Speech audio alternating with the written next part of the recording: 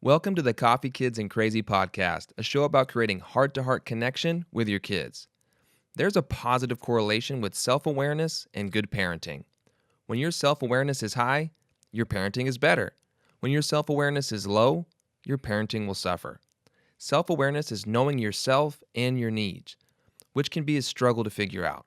On top of that, as parents, we also have to be aware of our children and spouses. Yikes!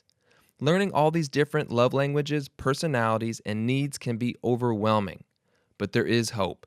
Today, you're going to learn how to be successful with knowing and connecting with your child, your spouse, and yourself in a more intimate way, because being a self-aware parent is being a powerful parent. Your podcast hosts, Brittany, Zerpals, and Seth, Dahl, are here to answer your biggest parenting questions so that you can become a powerful parent. So get ready for breakthrough as I welcome your hosts, Brittany, Zerpals, and Seth, Dahl.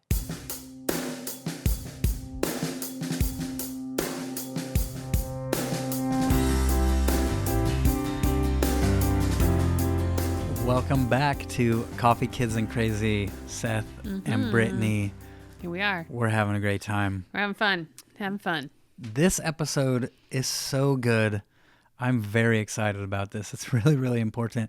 But of course, as always, before we get into what we're going to talk about, we need to talk about our meme. Our meme of the day. Meme of the day.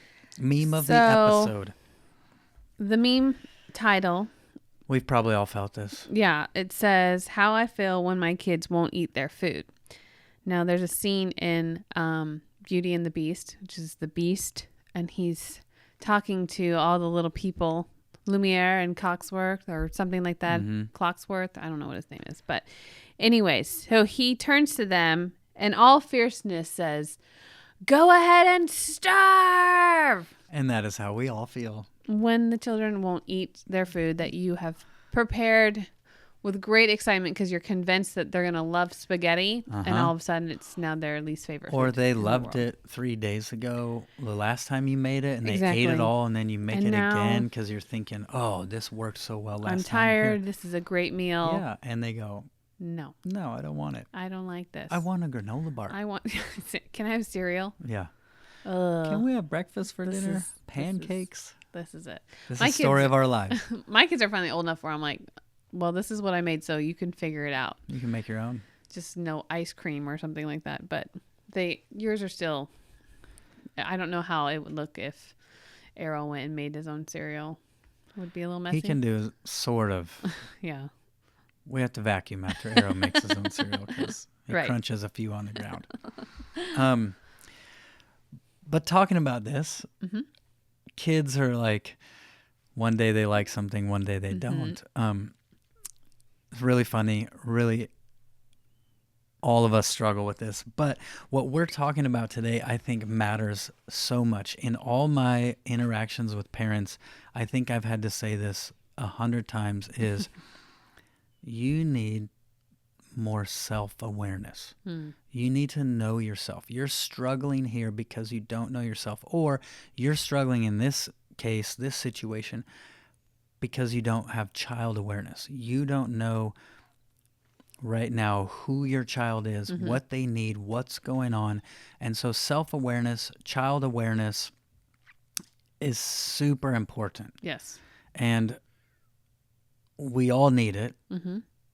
Even sometimes season awareness. I've talked with parents where it's like, Yeah. you know, when the fires, people are evacuated and they're like, I don't want to let my kids watch more TV. I'm like, hey, this is a season. Right. You may need more TV right now because you're in a season. You need season awareness, child awareness, self-awareness. And so we're going to talk about some of the skills, tools, things that you can learn, get a hold of in order to help in this area. Yeah, and I think it's when you gain more self-awareness and child awareness, it's that you have a little bit more grace and value and patience. It feels like it all increases. Yeah. And I mean, I love the season awareness for sure, because I feel like, you know, there's been lots of new seasons that we've all gone through this last year. And, you know, giving yourself grace of, okay, I guess this is what we're doing right now. It looks like this for this season.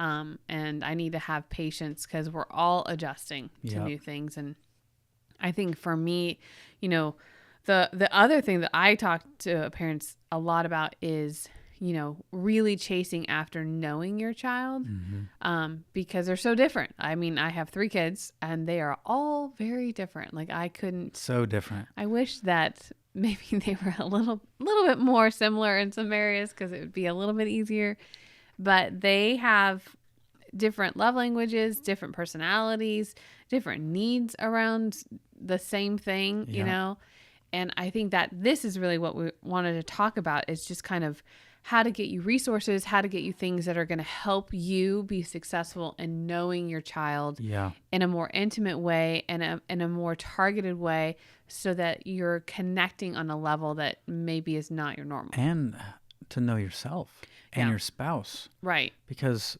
we've had a lot of times where it's like, hey, I know a lot about my child. I know what they need, but I need something too right now. And so I think it comes in handy for all of us. Yeah. So you mentioned love languages already. This one is so important.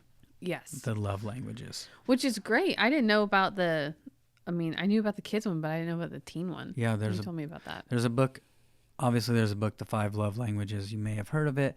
That one's really good for just people. Then there's the 5 love languages of children and the 5 love languages of teens. So no matter what age your child is, there's a book available directly aimed at that age group that can really help you. Yeah, and that book's by Gary Chapman. And they have free tests online. So you just type in 5 love languages, teen or kids, and it comes up. It kind of tells you, like, read this to your child if they can't read, type of a thing, which is great. Yeah. So I just had a client, and I said, what's your love language of your son? Because she's calling me about a relationship with her son. He's a teenager. And she's like, well, I think he's this. I don't know, but I think he is. And I said, why don't you challenge yourself and your whole family of how aware are we of one another and how we hear love? She's like, okay. So they had a special dinner, and the mom said, okay, we're going to pass around the computer or the iPad and do this. Gonna fill it out. Yeah. And we're going to do it and write down your answers and then clear it. So they made a game out of it, which I was like, oh, I love this. Yeah. And so they all did it. They wrote down their answers, didn't tell anyone. And then everyone took turns of kind of saying, okay, I think your gifts, I think your words of affirmation, I think your quality time, or whatever. Yep. They were all wrong. Yeah. Everybody was wrong. In other words, if they did not have the results of the test, they would have been trying to communicate love in a way the other person can't hear it or receive it. Well, so I don't feel loved even though you're loving me like crazy. Yes. I don't feel it because you're not speaking my language. That's how they've been doing this whole time. Like, this is how we're loving each other. And so for them to just walk away with oh my goodness, it was a light bulb. And then it became like this connection point, because they all of a sudden had this knowledge of, this is how we're meant to love each other. Yeah. And so she said, since they've done this, it's amazing how kind of everyone's shifted and changed and adjusted to wanting to be more intentional with the sibling relationships are doing, because they're all a little bit older. Yeah. And the parents to each other, and then, the parents of the child. Kids. Yeah. So, and kids towards the parents. You totally. So, and the son even said, like, I'm trying to love you in the way that you care, so they're just, awareness has changed. My kids, like, if they just do dishes for mom or some chore, if they do their chore and mom doesn't have to ask them, acts of service, like, she's like, wow, I feel so good. And the kid's like, I gotcha. Yeah. Which, we got in the car to come down for filming, and I said, oh, Ben filled up the gas tank. And Seth says, yeah, he told Lincoln, I'm going to do this so that mommy doesn't have to do it. And so he's even showing Lincoln how he's loving me. Yeah. And then Delaney's also in the back seat realizing, oh, dad did an act of service for mom. Pastor Seth, I think that's our relationship. Pastor Seth still is like saying what Ben said. So it's like a third person kind of reinforcing it. And so she's sitting in the back probably going, oh, that's and mom really felt loved. Yeah. Loves how mom feels loved. So it's just a culture shift. It's just, number one way to change connection. Yeah. It's how you build connection. It's how you have love. Yes. It's how you have love instead of fear. Exactly. And I always say the way to gain influence is through connection. and you cannot influence unless you have connection. Yeah. So if you want, this is what every parent wants. Yeah. We want to feel connected to our kids because we want to have influence. Yeah. If you're not loving each other well, it's not happening. Yeah. You know? Yeah. So that's the easiest resource. It's free. It's quick. I mean, and you have no excuses to not do it, basically. Not this one. No excuses. The other one's maybe a little Maybe, bit. but not this one. So, and this one's so critical. oh, it's so powerful. And it just really does change the dynamic in, you know, how we experience love. And we talk to our kids too. Like, you know, Addie feels love this way. How are you loving her? Yeah. You know, and Lainey feels love this way. How are you guys loving her? How are you protecting her heart? And it's just this dialogue that we always have around. It gives you that language connected. too. Yes, it does. That a lot of families don't have without this. I have a story from this. So I met with a mom years and years ago. I mean, this was a long time ago. And she said, my daughter is driving me nuts. I said, oh, okay, well, what's going on? What's happening? She said, she always wants to be on me. Like she wants to snuggle. She wants to sit on the couch. She wants to be in the kitchen. She wants to be touching me all the time. Always. And I said, oh, her love language is physical touch. She's trying to get you to love her. And I said, what's your love language? She's like, I don't know. I said, well, let me guess. It's not physical touch. Yeah. She's like, no, not at all. I don't want to be touched. So we talked through the mom's love language, but I had to point out to her, I said, your daughter is begging you to love her the way she needs to be loved. But because you don't speak that language, it's not how you're loved. You're actually pushing your daughter away every time she's trying, and it's causing her to be more needy. It's causing her to be more clingy. It's causing her to need more physical touch. Right. And I said, if you would just adjust a tiny bit, now that you know her love language is physical touch, if you would walk up to her and give her a big hug, if you would sit on the couch and say, come here, and just snuggle her for 5 minutes, you would fill her tank. But every time you push her away, she's trying to get it wherever she can. So your daughter is clinging all the time to you because you won't just snuggle her for a few minutes. If you would speak that language, and she's like looking at me like a deer in the headlights. Like, you're refusing to love her based on how she receives it. And that's why she keeps trying to get it from you, and it's pushing your buttons, and it's causing you to reject her. I'm like, this will never go away. This is not going to go well. And then I said, so tell me, if you don't fill up her love tank for physical touch, where's she going to get it? That's a hard truth. When she turns 13, where's she going to go to get her physical touch tank met, filled up? Probably by a little boy that is maybe more motivated by something more than else. Happy to give her some physical touch in her life. Exactly. And, like, when I look at all this, like, oh my gosh, love languages. Yeah, especially that touch. Scares me. Yes, I can. I was really scared for this family, and I wanted the mom to feel it a little bit. Like, you don't want her to run off and get this met somewhere else because you refuse to meet it. Yeah, and I've gotten this feedback from my own kids, especially Delaney, who's a touch love language, is, you know, Ben's telling me this all the time, that I am always doing something. On the move. I'm moving, I'm going, so I am not always paying attention to the stop and turn and pause and engage and hug and, you know. Yep. So like I am so bad at, I'll just move on to the next thing. Yeah. And I'm not thinking about it. And, you know, where Delaney's telling me, she's like, I need you to hug me. So last night, actually, I walked into her room and she's like, it's been forever since you said goodnight to me in my room. She goes, I'm normally coming to you. I said, yes. I'm not really good late at night. She goes, no, you're awful. I was like, thank you. Calling you out.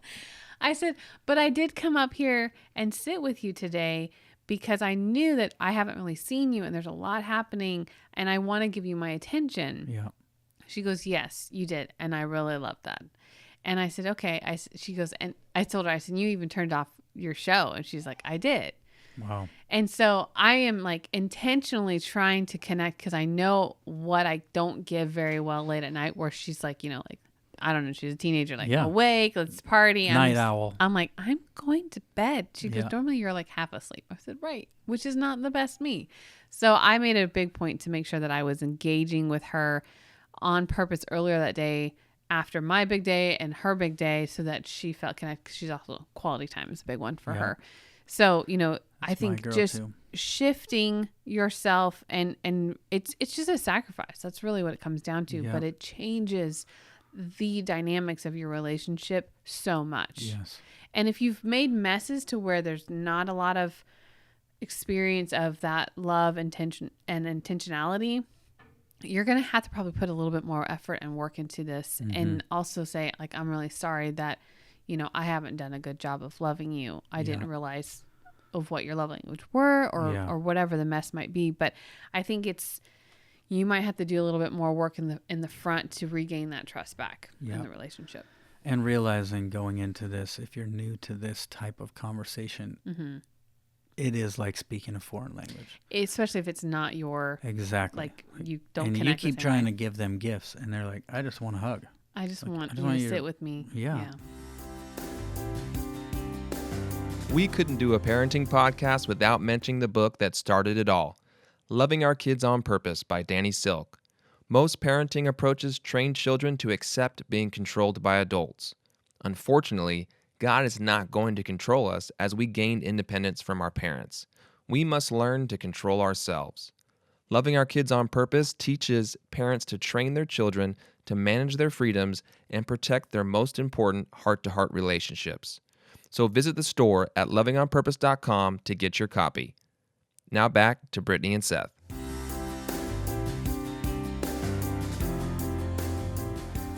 It is very different. Yep. For sure. So love languages, though, is not our only tool to become more self-aware, more kid-aware, more spouse-aware. There's a lot of other stuff out there. One of the things we've done for a long time is DISC. Yeah. D-I-S-C, DISC. And you have taught on this for a long time. I just recently took my test again. And me am too. Still the same. Yeah, that I am surprise me. all I. Yeah. Everywhere I go, I cannot shake it. I'm I. Full strength. What is your secondary one? D now a little bit. Oh, okay.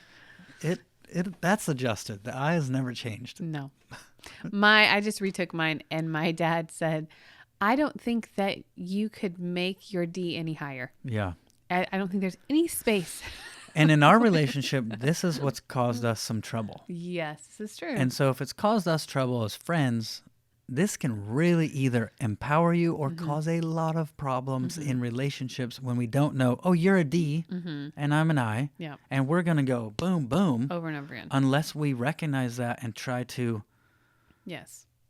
I'm trying to get stuff done and you're trying to have fun. Yeah. So I'm the party pooper normally. Yeah. Is what's happening. And you're slowing me down, holding me back from having fun. And I'm slowing you down, holding you back from getting stuff done. This is like me and my wife. I'm like, let's just have a movie night. No, we have to do this and this and this. Oh, this is what Ben said to you. I feel your pain because Lauren and I are more and more alike. Lauren and you are alike, and me and Ben are alike. So yes. It's good. It's good. We have great empathy for each other. And the farm and all the children. I know. It's all the same. Like we're living the same life in different states. In different states. Yep. So I think another way that I've seen this work with families. Yep. Go ahead. I was just going to say, would you run through DISC for us? Sorry. You were probably going to go there in a second. Oh, it's all right. So I deed you. You deed me. Okay. So this family that I worked with, they took the test and they discovered that their one child was a high I and high ID, and the rest of them are high CS. So if you can imagine how this works, is it D stands for dominance, I stands for influence, S is steadfast, and C is conscientious. Conscientious. Which is a fun word to say. Yeah. So really you've got, the dominance, which gets a bad rap, but really they want to make decisions. They want to move, they're pretty fast paced thinkers. Yeah. So are I's. I's are looking to have fun. They're looking to influence people. Really, it's very relationally driven. But they want to have fun in that, they want the microphone. They want to be the funny person in the room. That's what they love. And they're fast movers too. Like they're quick adjusters and they'll change. S's are very relationally driven. They are the most loyal people you'll ever meet. They are the ones willing to serve, sacrifice, and give, and they will sit with you in the trenches and love you so well. Yeah. And then the C's are the ones that are organizing, that are planning, that there's a right and a wrong way to do things. This is the methodical way they've thought about. Addie? Yeah, I think Addie is more an SC for sure. So the S and the C are more slow pace. Yeah. So you got the D and I that are fast paced. Yeah. Like the joke is if you were to shoot a target, the D's are aim, fire, and the C's or the I's are fire, aim. Yep. Totally me. The S's are ready, aim, fire. The C's are ready, aim, ready, aim. Never fire. Okay. Where's the trigger aim? again? Yeah. Maybe not fire. Because they want to make sure it's done correctly. They don't want to risk. Perfection is their struggle as well because they want to do it so perfect. So everybody has their strengths and their weaknesses within this. So there's lots of free tests out there. There's tests for kids as well. I haven't seen a free test for kids, but I've seen free tests for adults. But and it's simple because it's only 4. It's a little bit easier to remember. And this is behavioral. Yeah. So this is how they behave in like a school setting or in a home. Or office or work or at home or different environments. So there's a natural and adapted to it. Yeah. I remember this family took it, and there's been a lot of struggle with this one child that's a high ID and in a family of high CSs. And he is just cannot figure out how to be seen as valuable because he just feels like he's, out of all the kids and the parents, he's just kind of out here on his own. Yeah. And they took this test and the parents were just like, wow, we don't realize how much we've been probably suffocating that I in him because trying of our to make him like us. Because that C, that order structure where he's, that's all it's good like, I things. need some spontaneity and I need to just go have no schedule for one day, please. And so, they realize that there's just such a big difference and in order to try and make him fit, because everybody else felt so easy. Yeah. But they all agree on the same thing. Man, this happens a lot. And so, they realize like, wow, we have excluded him or kind of try to force him to be us when that's not at all how he's wired. Yeah. So again, this is just another level of awareness. It's hard to do this with younger kids. You have to be a little bit more trained and know this stuff to really be looking at it. Like, and I, again, teaching it for years and my dad's been teaching it for years and even Ben, we can see it in our kids, in different ways. And Lincoln's still a toss up for me. Like, I'm not really sure. He might be an SI. I don't really know because he's still learning. But Addie, like more than ever, I can see that. Same with Lainey, and behaviors do change. Yeah. So with different maturity, different seasons, they might adjust some. I think once they get to their mature state, you'll see it a little bit more consistent. Mm-hmm. But the disc is such a helpful tool. Again, it just kind of gives language, I think, for parents to see, oh, this is not like a character flaw. It's not that you're lazy. It's not that you don't care about being organized. You just want to have fun. Yeah. You want a different level of engagement. Like my high I kids, I have to go in there and help them clean their room. Yeah. Because they get distracted by everything that they find. They go to pick it up and they play with it for a half an hour. Like, oh, yeah, I forgot about this toy here. Exactly. Oh. Where my high S or C child does it on her own all the time. Yeah. She doesn't need my help. Yeah, she wants a room clean. She might want my help to organize something to a greater level because I'm more wired like that. But this is just the funny part of the two of them is just, and I think that this is where parents get frustrated is they see different behaviors and they're like wanting to correct it. Right. And maybe you need to learn it. Yeah. So you have some understanding. So you have some value. Yeah. So. This is good. Those are some other things. So love languages, DISC. There is a book we've recently found. Neither one of us have read it, but it's for kids to help understand DISC. And it's called The Treasure Tree. Mm-hmm. I have it in my room, ready to read with my children. But that could be something to look into to maybe help kids understand this better. And it's got like a lion and the otter and the owl. Yeah, they use different animals to communicate the different types of personality. And I found it through a good friend of mine who's very well versed in the disc, and so she was reading it to her daughter, and she's like, "Have you heard of this?" And I said, "No," and I just got it, but it is just kind of, what I've watched her do. She'll talk about like, what one do you think you are? Yeah. What one feels most like I'm you? like the otter. Which is just kind of another way for parents to identify kind of what their child is through this story. Yeah. And I would say it's probably geared towards 10 and under. Mm-hmm. Definitely. More so, but. You don't want to treat your lion like they're a frog. No. When you realize they're a lion, it'll really help. So, sure. Love languages, DISC. There's another one called Strength Finders. There is. And that is that one's helped us a lot too. Yeah, I really like that one. Me too. It's a little bit, it's like the next level. Mm-hmm. And Strength Finders has kid stuff, Mm-hmm. which was a Strengths-based parenting. That's what it is. Yeah. They also have it for teachers, people who work with kids, so you can recognize strengths, stuff like that, and teach towards people's strengths. And I think how they sell it is it's a book, and then it's like one test. You can buy more tests, but that's a bit more expensive. Like that's another, like I said, another level. But it is very much the science behind it is absolutely fascinating. Yeah, it's not behavior, meaning it's not changing. Yeah. And it's not. And I think love languages are kind of behavioral as well. They adjust. Like I was touched before I got married, and then I was like, oh, I have all the access to touch I want. I'm actually I don't now want it as much. Yeah. I'm actually now acts of service. Can we please clean this house? Yep. So, but Strength Finders is really kind of how we view and experience and act and connect with the world, like what we're doing around it and what we're naturally good at too. and what we respond to. It's really all about looking at their strengths. We did it with Delaney. Where a lot of times too, people are trying to fix weaknesses all the times at the expense, which that's not bad. Like, oh yeah, we all need to grow and get better, and sometimes you need to fix your weaknesses. But oftentimes it's done at the expense of harnessing your strengths, stepping into your strengths, operating in your strengths. Yeah, and the hard part is like when we focus on weaknesses, it's harder to see my strengths because I just see my flaws. And so I think that's one thing that happens with parents is, I've heard parents say, I don't understand why my child couldn't be more like their sibling in this area. Yeah. And you have to be careful doing that. I understand, like, I love that Addie keeps her room clean and Delaney's is a mess.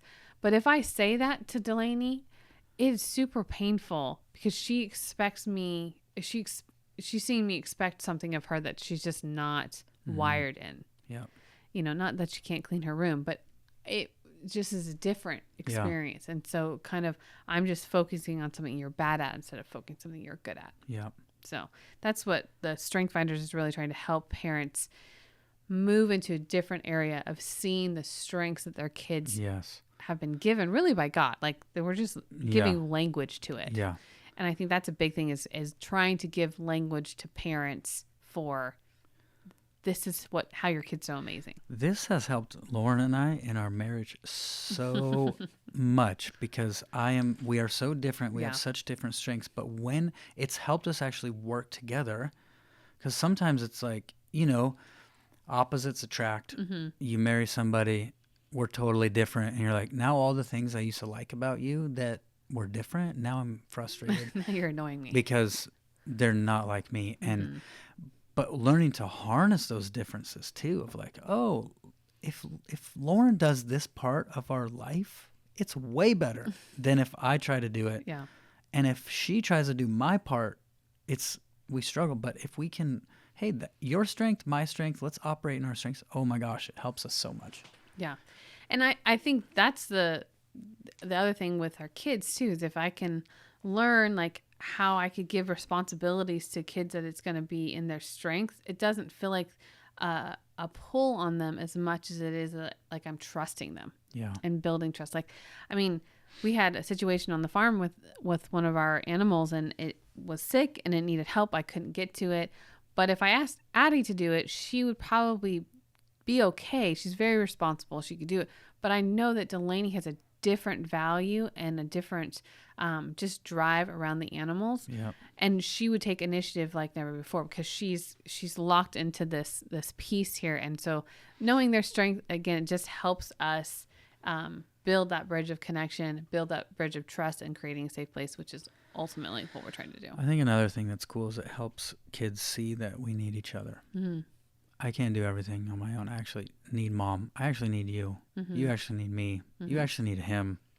He needs you. Like, it helps foster that as well, which I think is beautiful to watch play out. Build in a family is that we all see each other as valuable and we're contributing in a way that is like necessary. Yep. That's probably my favorite thing that I've seen happen in our family lately is, we've been forced to be together more than ever, but we're doing a really good job of having value for one another. Yeah. And that I love. Because you know all this stuff. We've practiced it before this moment. Yep. So we're trying to get you caught up, guys. That's what we're trying to do. Jump on the train. It's awesome. Yep. And so just exposing you to ways that you can grow in self-awareness, kid awareness, family awareness, and build a family around these areas. A family that feels loved, feels connected, speaking the right language. A family that knows, oh, this is who you are. You're not that. You're this. And this is what you're good at. These are your strengths. Let's develop our families around those. So just exposing you guys to some of these options and tools. I love it. They've really helped me a ton. It's good stuff, man. Yep. It's good. Yeah. All right. Well, I think that's the end of this one. And hopefully you go out and check them out. Just change your culture for the better. Just increase your connection and awareness and have fun with it. Yep. Yeah. We'll see you later. All right. Bye.